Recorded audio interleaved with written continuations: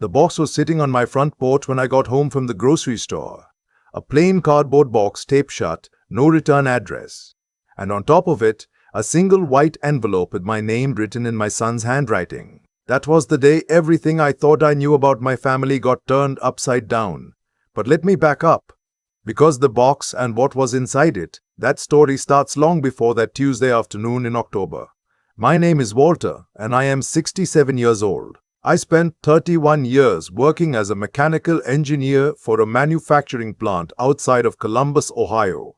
I retired at 62, collected my pension, and figured the rest of my life would be quiet. Gardening in the summer. Football on Sundays. Maybe a fishing trip up to Lake Erie once a year with my old buddy from the plant, a man named Jerome, who'd been my closest friend since 1987. My wife Pauline passed 6 years ago. Breast cancer.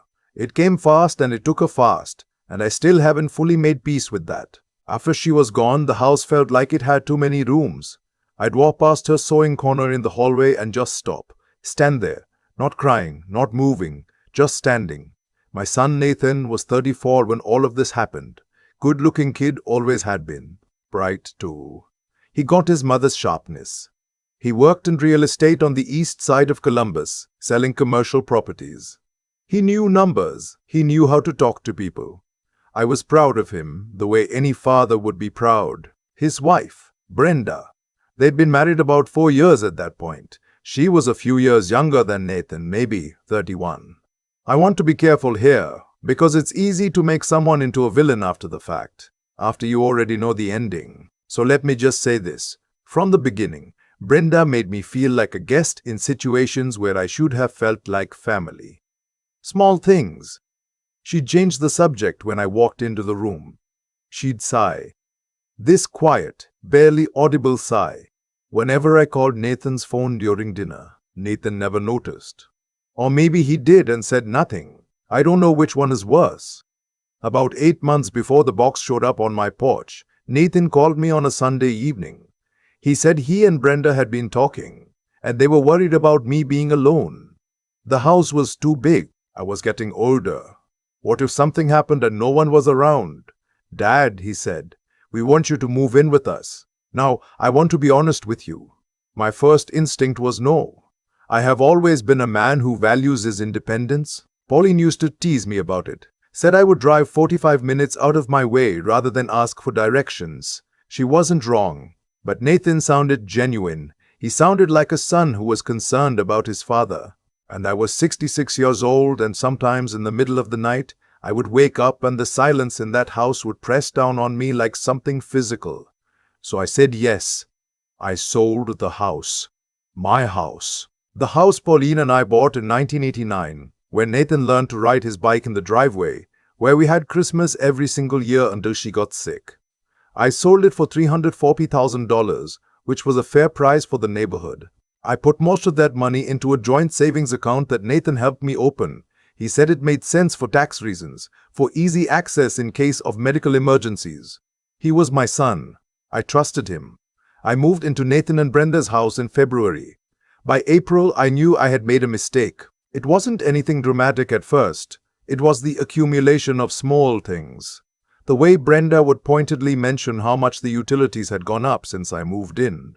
The way she rearranged the living room furniture and put my armchair in the corner, facing away from the television. The way she would invite Nathan's friends over on Friday evenings, and I would hear the laughter from upstairs, in the bedroom that used to be their guest room, which was now mine. I was not a guest. I was a ghost. I tried to be useful. I cooked dinner twice a week. I fixed the broken gutter on the side of the house that Nathan had been meaning to get to for 2 years. I mowed the lawn every Saturday morning without being asked. But nothing I did seemed to land with Brenda. It was like I was trying to pay rent in a currency she didn't accept. One evening in May, I overheard them arguing in the kitchen. I wasn't eavesdropping. I was coming down the stairs and their voices carried. Brenda was saying something about the savings account, saying that Nathan needed to think about their future, their financial stability, the fact that they wanted to start a family someday. She used the phrase dead weight, and I stopped on the 4th stair from the bottom and held onto the railing. I don't know if she was talking about me or about something else, but I knew what I'd heard, and I knew how it settled in my chest. Nathan never brought it up. Neither did I. Things moved quickly after that, though I didn't see it coming. That's the thing about being deceived by someone you love. You keep finding explanations for all the small signs. You tell yourself you're misreading the situation. You tell yourself your judgment has gotten worse with age. In June, Nathan sat me down at the kitchen table. He had a folder in front of him. He said there were some financial documents he needed me to look at. Something about restructuring how the joint account was being managed. Something about a financial advisor he'd been consulting. He used a lot of words. He'd always been good with words. I signed 3 pages of documents. I'm ashamed to tell you that I did not read them carefully.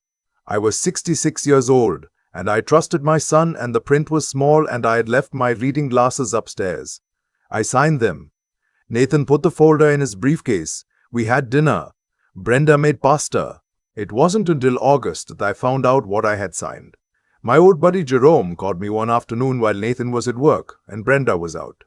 He asked me how the transition was going, how I was settling in, and somewhere in that conversation I mentioned the savings account, mentioned that Nathan had been handling things, mentioned I hadn't checked the balance in a while. Jerome got quiet. He asked me if I'd looked at it recently. I said no. He said, "Walter, you need to look at it tonight." I looked at it that night. The balance was $4,200. There had been over $300,000 in that account. I sat at the kitchen table for a long time. The house was quiet. The refrigerator hummed.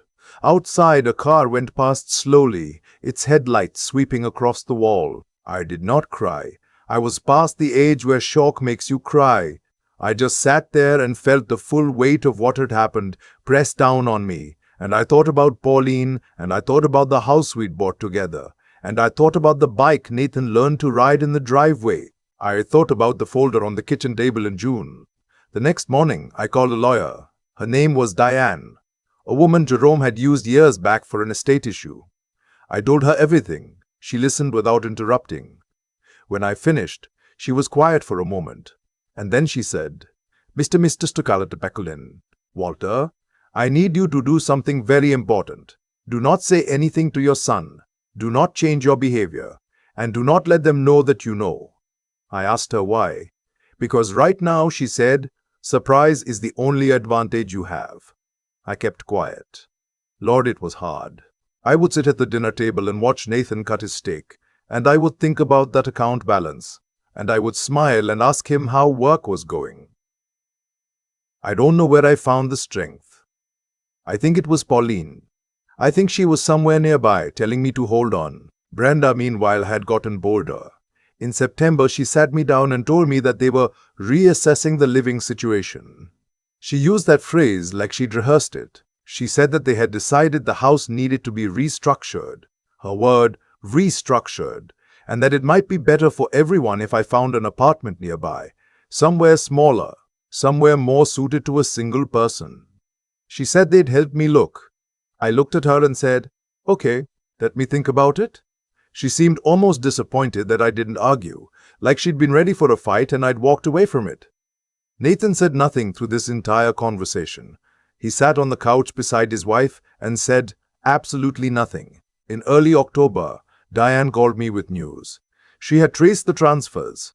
Some of the money had gone into a separate account in Brenda's name that Nathan had opened without my knowledge. Some had been used for a down payment on a commercial property that Nathan was trying to flip, a deal that had since gone sideways. The documents I'd signed in June had granted Nathan power of attorney over the joint account under a set of conditions that I had not understood because I had not read them.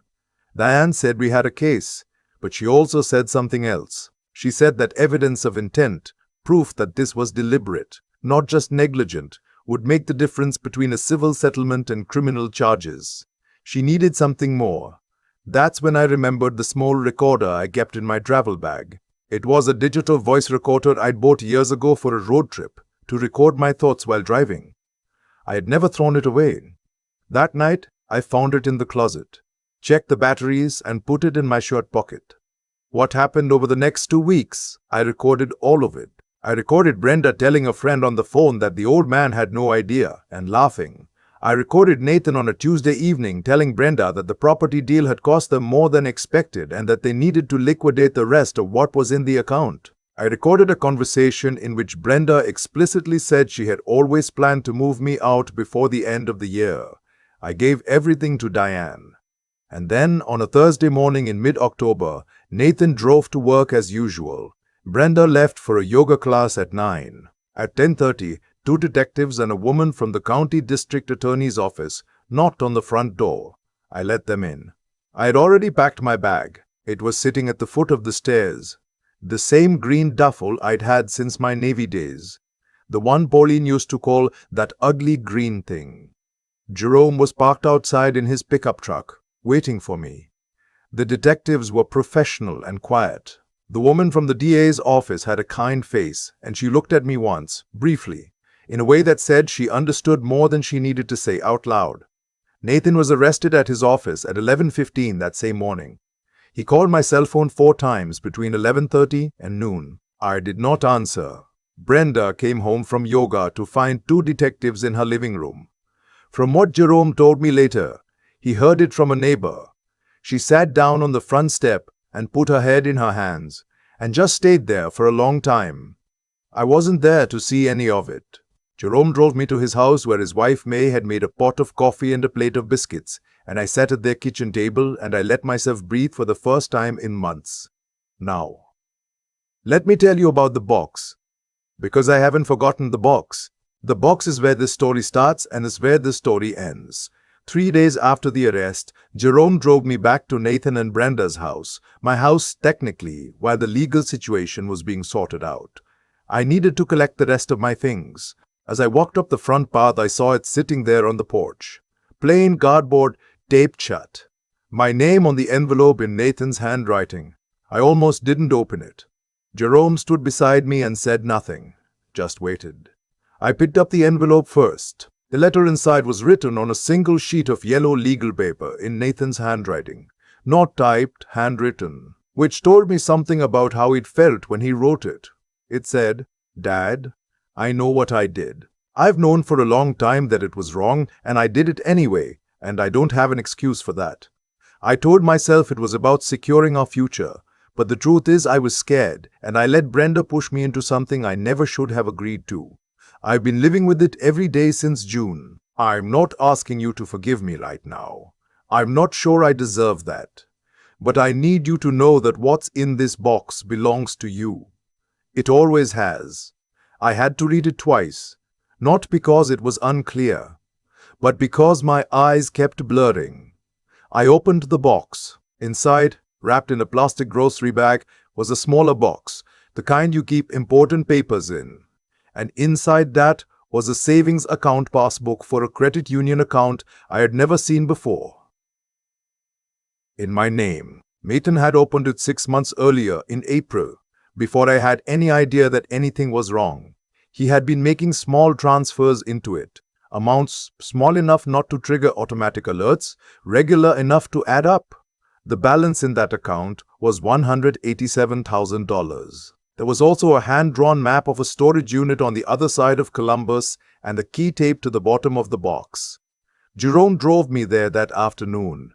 Inside the storage unit was everything from the house on Elmwood Drive, my furniture, Pauline's sewing machine, the boxes of photographs from our early years together, the framed photo from our wedding day that used to hang in the hallway. Nathan had moved it all there, quietly, piece by piece, over the summer. Before Brenda could get to it, I stood in the doorway of that storage unit for a long time. Jerome stood behind me and said nothing, because Jerome has always known when to say nothing, which is part of why we've been friends for 37 years. I thought about my son. I thought about who he had become under 4 years of pressure from a woman who had mapped out his life down to the last decimal. I thought about the boy who rode his bike in the driveway and the man who had let fear lead him somewhere he couldn't fully live with. I thought about the letter. Nathan and Brenda were both charged. Nathan cooperated with the DA's office in full, provided documentation, testified to Brenda's role in initiating and directing the financial scheme. His cooperation was considered in sentencing. He was ultimately sentenced to 18 months of probation, community service, and court-ordered financial restitution, which, combined with the $187,000, largely made me whole. Brenda received the heavier sentence, 24 months, served at minimum security. The judge at her sentencing used the phrase deliberate exploitation of an elderly parent, and I wrote those words down in the small notebook I keep in my jacket pocket because I wanted to remember them. Not out of bitterness, out of accuracy. That is what it was. I moved into an apartment in Westerville the following month. 2 bedrooms, 2nd floor, a small balcony where I put a bird feeder in the spring. The building has an elevator and a community room where they have coffee on Tuesday mornings. I go sometimes. Jerome helped me move. May sent me home with 3 casseroles and a loaf of banana bread that I made last almost a full week. I hung the wedding photo in my bedroom above the dresser. It's the first thing I see in the morning. Nathan called me in December. He didn't ask for forgiveness. He was true to his word about that. He just asked how I was doing. We talked for about 20 minutes, mostly small things. The weather, the football season. He mentioned he was seeing a therapist, which I was glad to hear. I told him so. I don't know what happens next between us. I'm not pretending I do. There's a door between us right now that's partly open and I'm not ready to walk through it yet, and I'm not sure he is either. But it's open. That's more than I could have said in October.